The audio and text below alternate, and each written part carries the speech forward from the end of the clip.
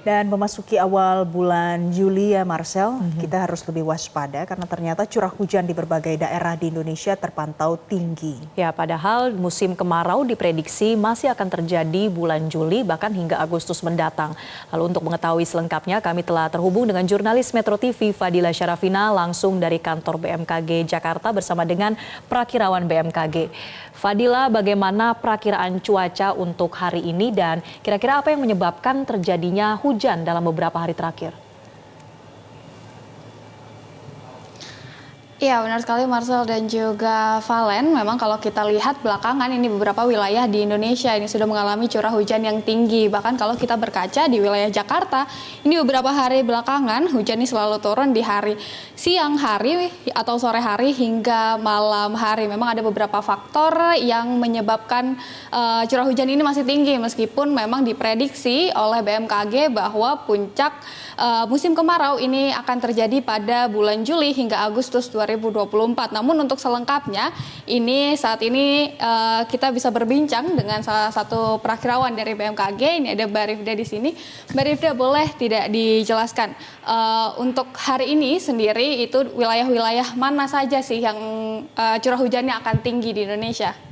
Baik, dari pantauan kita satelit terkini di sini menunjukkan beberapa wilayah sudah turun hujan dengan intensitas ringan hingga sedang, yaitu di sekitar wilayah Riau bagian utara, kemudian sekitar wilayah Lampung, Banten, DKI Jakarta, terutama Kepulauan Seribu, lalu sekitar Jawa Barat, Jawa Tengah, lalu intensitas hujan dengan intensitas yang sedang hingga lebat, yaitu sekitar wilayah Kalimantan Timur, Kalimantan Selatan bagian utara, Kalimantan Tengah, lalu wilayah Sulawesi Utara, Sulawesi Tengah, Maluku Utara, kemudian wilayah Papua Barat, Papua Barat Daya.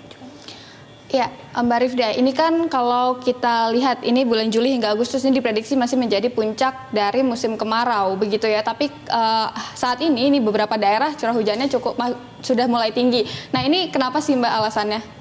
Ya, memang pada dasarnya beberapa wilayah di Indonesia saat ini sudah memasuki periode musim kemarau dan ada beberapa wilayah juga yang sudah masuk ke diprediksikan di puncak musim kemarau. Cuman memang secara luasnya gitu ya, dari skup yang sangat luas, wilayah Indonesia itu bervariasi kondisi cuacanya. Ada beberapa wilayah yang cenderung kering dan ada beberapa wilayah yang masih cenderung basah. Jadi yang daerah yang basah ini pertumbuhan awan hujannya menjadi lebih intensif.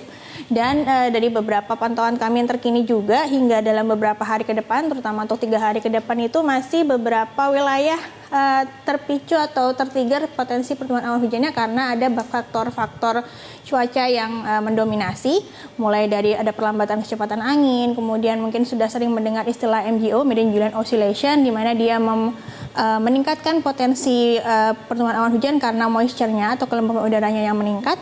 Juga ada beberapa wilayah yang proses konvektingnya juga meningkat atau labilitasnya kuat gitu, seperti di sekitar wilayah DKI Jakarta dalam beberapa hari ke depan dan 1 hingga 2 hari ke depan ini, lalu wilayah Banten, Jawa Barat, kemudian Sumatera bagian selatan, lalu sekitar wilayah Kalimantan bagian timur, Sulawesi bagian utara, lalu bagian tengah juga wilayah Maluku, Papua dan sekitar hampir sebagian besar wilayah Kepulauan Papua juga potensi hujannya masih tinggi.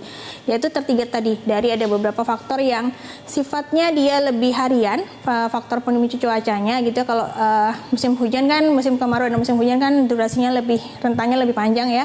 Kalau ini faktornya sifatnya harian gitu, jadi yang terpengaruh juga kondisi cuacanya harian, bisa skalanya 1 hingga 2 hari atau bahkan mungkin hingga 1 minggu ke depan. Kemudian kalau diperkirakan ini curah hujan di beberapa wilayah di Indonesia ini masih tinggi sampai kapan sih, Mbak? Kalau dari pantauan kami masih bisa prediksikan dalam 1 minggu ke depan, paling tidak masih ada beberapa wilayah yang potensi hujannya masih cukup tinggi. Intensitasnya bisa ringan, bahkan hingga sedang sampai lebat.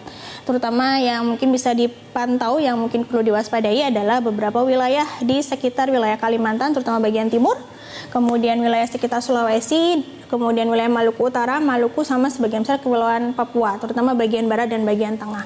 Kemudian untuk wilayah Jakarta dan beberapa wilayah di wilayah Jawa itu cenderung dalam beberapa hari ke depan cenderung lebih menurun potensi hujannya. Kemudian kalau kita bicara soal potensi dari bencana ini, Mbak, di daerah-daerah ini potensi bencana, apalagi saat curah hujannya tinggi ini seperti apa sih? Iya, kalau dikaitkan dengan kondisi potensi bencana hidrometeorologi karena salah satu faktornya ini adalah cuaca ya. Daerah-daerah yang memiliki potensi hujan dengan intensitas yang tinggi tentu saja yang perlu diwaspadai adalah daerah-daerah yang memiliki tingkat kerawanan akan banjir, kemudian banjir bandang, kemudian tanah longsor gitu ya. Dan beberapa wilayah yang punya labilitas yang kuat, artinya adalah konveksinya skalanya lebih lokal.